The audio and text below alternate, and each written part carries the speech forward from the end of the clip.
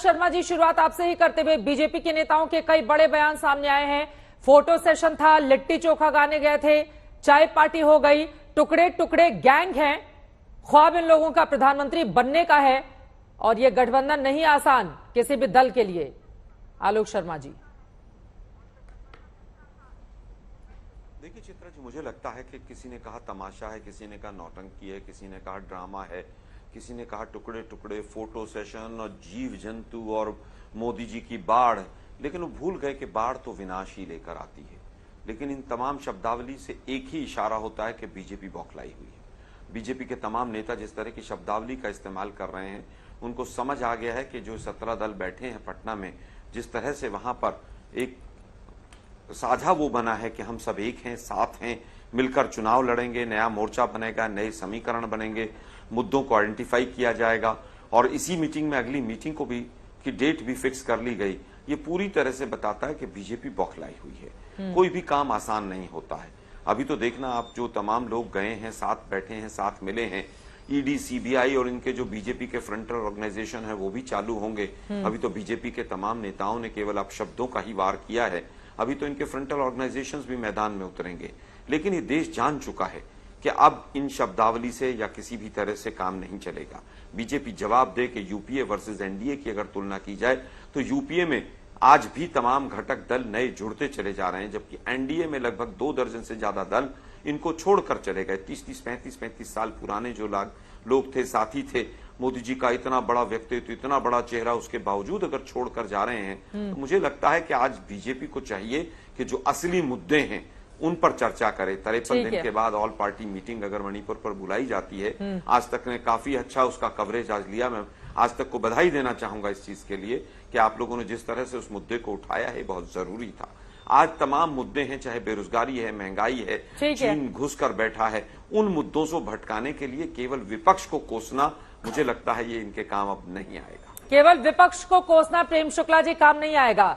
और 17 दल अगर एक साथ बैठे हैं और वहां पर तमाम बातें हो रही हैं, अब तो लालू प्रसाद यादव ने, हालांकि राजनीतिक तौर पर हम लोग इसके मायने निकाल रहे हैं कि दुल्हा भी तय कर दिया है विपक्ष का, तो मुश्किलें और चुनौतियां तो बढ़ेंगी ना आप लोगों की, प्रेम शुक्ला जी। और मुद्दे पर बात नहीं करती है बीजेपी, ये बोल रहे हैं आलोक शर्मा जी। चित्रा जी, 2 दिन आपने भी जो है पटना की इस बैठक के कवरेज में आपने भी जो है समर्पित किए।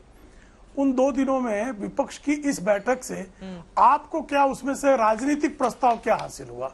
एक ही आप ही की दृष्टि में भी प्रस्ताव हासिल हुआ कि श्रीमान राहुल गांधी अपनी माताजी के कहने पे बियाह नहीं कर रहे हैं। यही लालू प्रसाद जी का जो एकमेव मस्खरा वक्तव्य है, उसके अतिरिक्त कोई भी ऐसा मुद्दा वहां से उभर कर नहीं आया जिस पर चैनलों ने भी चर्चा की हो।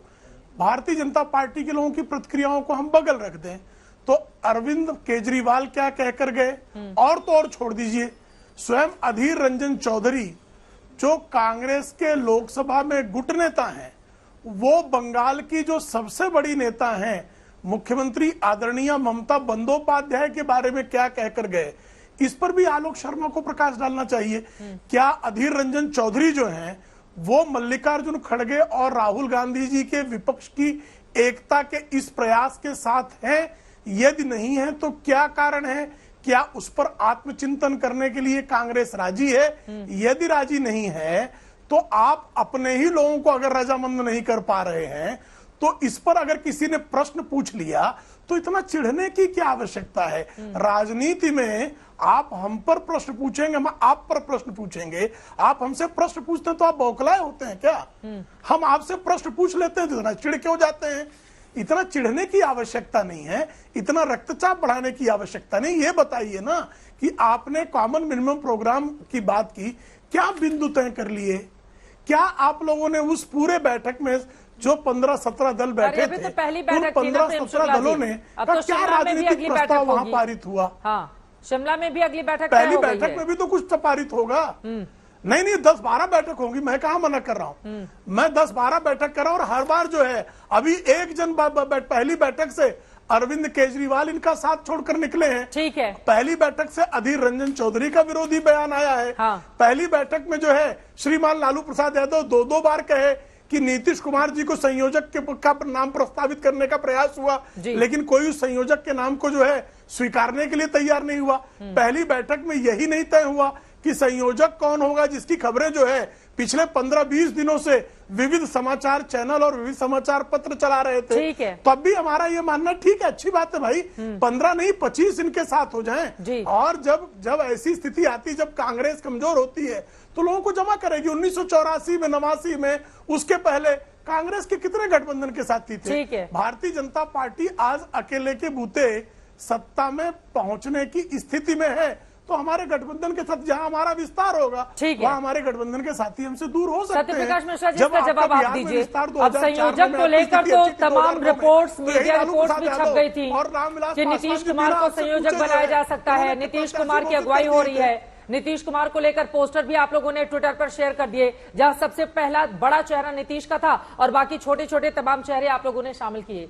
लेकिन उनकी बात तो सच है कि संयोजक को लेकर कोई सहमति ही नहीं बन पाई, जबकि नीतीश अगर लीड कर रहे थे तो उनके नाम पर सहमति तो बन जानी थी। क्या रोड़ा आ गया बीच में? सबसे बड़ी बात है कि ये बैठक संयोजित हुई और संयमित हुई और सभी नेताओं ने मीडिया के सामने आकर के अपने अपने महत्वपूर्ण मुद्दे रखे कि आखिर भारतीय जनता पार्टी जो तानाशाही वाली सरकार चला रही है 9 वर्षों से, उसके प्रति उनका क्या स्टैंड है। और सबने एक बात पर सहमति दी कि हम मिलकर के पूरा विपक्ष यूनाइट होकर के देश के लोकतंत्र को बचाने का काम करेंगे। विपक्ष की तमाम पार्टियां लगातार 9 सालों से भारतीय जनता पार्टी के तमाम कुनीतियों के खिलाफ खड़ी है, अब वो एक साथ खड़ी है। इस बात से बीजेपी को दर्द उठा है। बीजेपी ने जिस तरह के बयान जारी किए उससे यह समझ में आ गया चित्रा जी, बौखलाहट अंदर बहुत गहरी है, क्योंकि अमित शाह जी ने बयान दिया उसके बाद कश्मीर में कि 300 सीट जीतेगी बीजेपी, और 6 महीने पहले बयान दिया था 350 जीतेगी। अभी 50 सीटें कम आई हैं, फिर 6 महीने बाद कहेंगे नहीं अब 150 सीटें जीतेगी।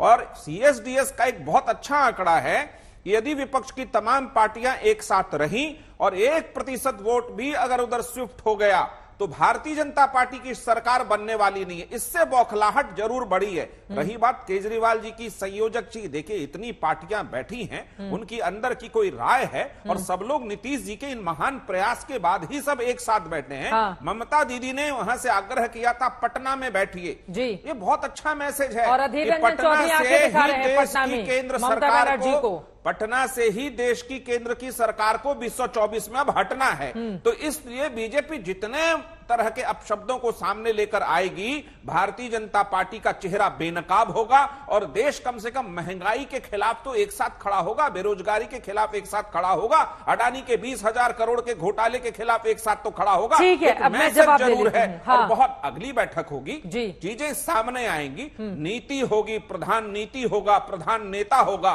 और देश हमारे लिए प्रधान है। भारतीय जनता पार्टी के लिए उनका परिवार जो संघ परिवार है, उनकी तानाशाही चल रही थी, सबसे बड़ा बीच में आरजेडी को छोड़कर क्यों बीजेपी में चले गए आपके मुखिया? राजनीतिक 9 साल से वो तानाशाही कर रहे हैं, तो वही तानाशाह बीच में क्यों पसंद आ गए थे? राजनीतिक परिस्थितियां कुछ उस समय वैसी उत्पन्न हुई थी और उन राजनीतिक परिस्थितियों के हालात में कभी हमने कोई निर्णय लिया, लेकिन अब एक ही निर्णय है, संपूर्ण विपक्ष, एक नेशन और एक विपक्ष।